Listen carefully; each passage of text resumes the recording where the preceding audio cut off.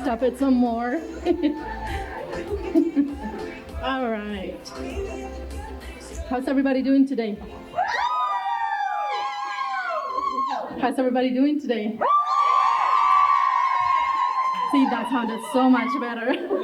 Thank you. First, let me thank Kelsey for inviting me here and having the opportunity to be with all of you. Thank you so much. As she said, I come from the dance fitness industry. Unfortunately, I had an injury about 8 years ago, so that phase of my life is done. But now I'm here to teach you something I have learned in the 8 years where I really doubted myself because I could no longer be who I thought I was my entire life. It took me through so much depression, it took me through so much anxiety, it took me through so much negativity. But what I've learned, you have to hear. You ready? Yeah. All right. So the first thing I want to ask you is, have you ever heard this? Everywhere you go, you show up. Yes. Do you know what it really means? All right. I'm glad somebody doesn't, because then that's why I'm here. All right.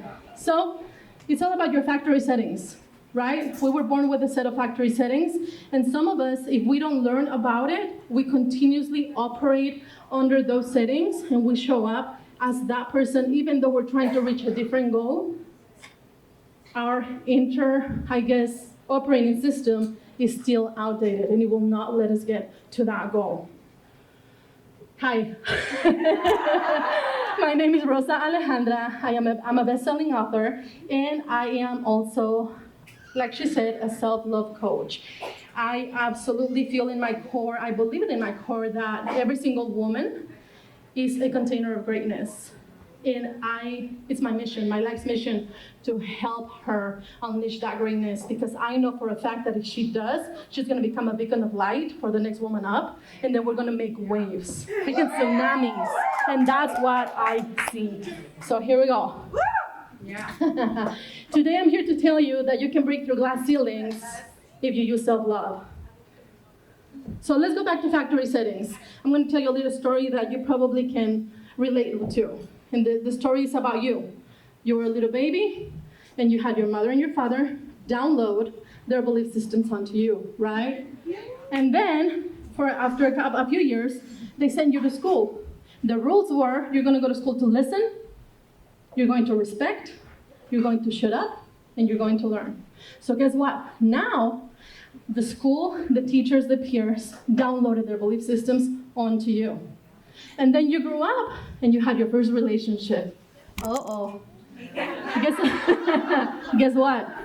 That person came with their own factory settings, and now, so far, all you've learned about life is what everybody else expects of you, right? And then you grow up a little bit more, and you become an adult. Nobody told us what was going to happen there, right? How many of you were like, I just want to be an adult? You know, all you wanted to do was drink, really. You didn't know what you were getting into, right? So we grow up and we get a job. What happens at the job? They tell us what to do. And if you want to get to the next level, what do? You shut up and listen, right? And if you don't, what happens? You're out. And then you second guess yourself, you're no good, and then you go into this loop of self-pity. So far, can you guys identify where you learned self-love? Yes. Where? In this story, who taught you self-love? Nobody. So it's no wonder most of us hate ourselves because we're not good enough because he said so, she said so, my boss said so. All right.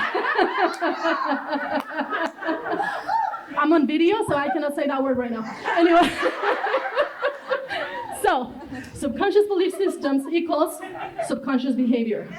So now that we're grown, suddenly we start seeing people and we start comparing ourselves. And we want that and we want that. So now we start creating goals for ourselves, right? So we have a goal, we have a target, we want more money, we want the ideal relationship, we want that dream wedding, we want that house. But we're still with our factory settings. So we're just on a freaking Ferris wheel, right? And we wonder why the hell we can't get here when we are so gung-ho about it, but we can't get off of our Ferris wheel. So that loop right there creates a heart-wrenching fight inside of you, right? So now, I'm not good enough, I'm too stupid. All of that stuff creates self-loathing, self-hate, and it is so dangerous because guess what? That creates glass ceilings. Now you just put a humongous barrier between who you are and who you want to be. Right? So here you go. Start loving yourself if you want to become a badass and break that glass ceiling. All right? You're going to need these three things right here. Without them, you're going to get nowhere. You need courage. And when I say courage, I mean courage. All right?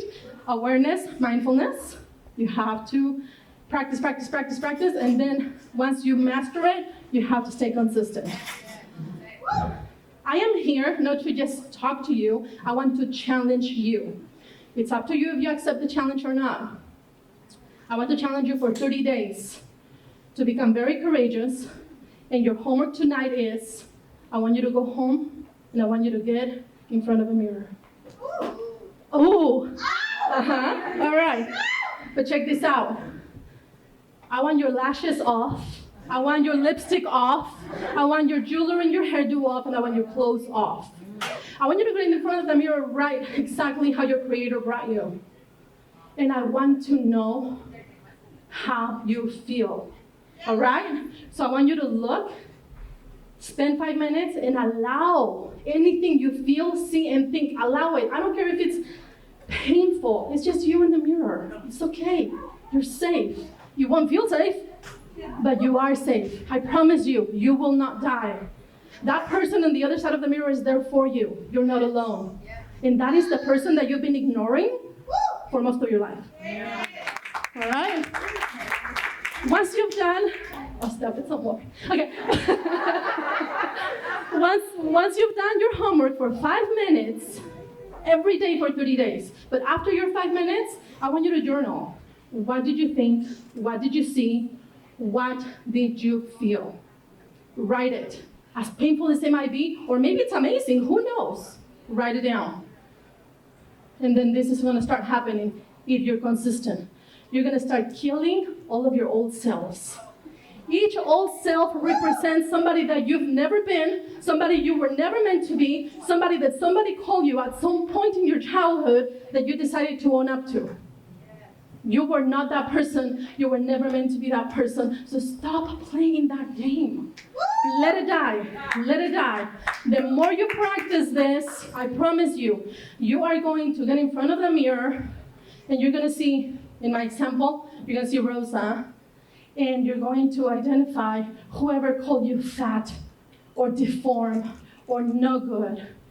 I became, this ain't no joke, I became the best dance instructor, fitness dance instructor of Fresno as a plus-size woman, okay? Yet, when I was little, my mother said, you look like the hippo from Fantasia. No, it's okay, because guess what? She was a badass and she had a pink tutu. So yes, I do. but I became who I became because there was something in me that knew I was better than that, and her voice wasn't loud enough to keep me down. But some of us allow that to keep us down. So I want you to do this homework, 30 days, and you're going to start identifying every single label that is being put onto you that does not belong to you. I want you to physically grab it, throw it in the toilet, and flush it. All right? You are not allowed to try to bring it back, because make no mistake, you're going to want to. Because all of these labels have kept you safe in the sense of they allow to make excuses. They allow you to feel sorry for yourself. They allow you to have pity parties. Once you do this work, no more excuses. Now you have the freedom to become you and create your own new rules of engagement. All right? And once you do that, now you can get to that goal, to that relationship, to that house, to that money goal. Only then you'll be able to get there, and you will stop wondering why. And guess what? At this point, you will not need a hammer. the glass ceiling will crumble before you. You will not need to lift a hand. I promise you. You have to stay consistent though. Self-love is hard work. Self-love is not self-care. You don't get to just go get a manicure or a pedicure or a massage. Because let's be real, self-care is awesome, but you come home and you still feel like shit. Right? Okay, so I just wanted to make that clear. Self-love, you feel like shit, but you're about to feel awesome for the rest of your life. Okay? So it's a good trade-off.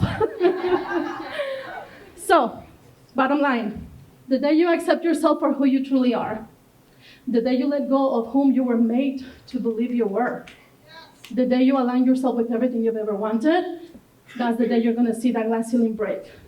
And if you learn anything today, know that if you truly want to become unstoppable, you have to become your best friend. Thank you guys so much. Thank you.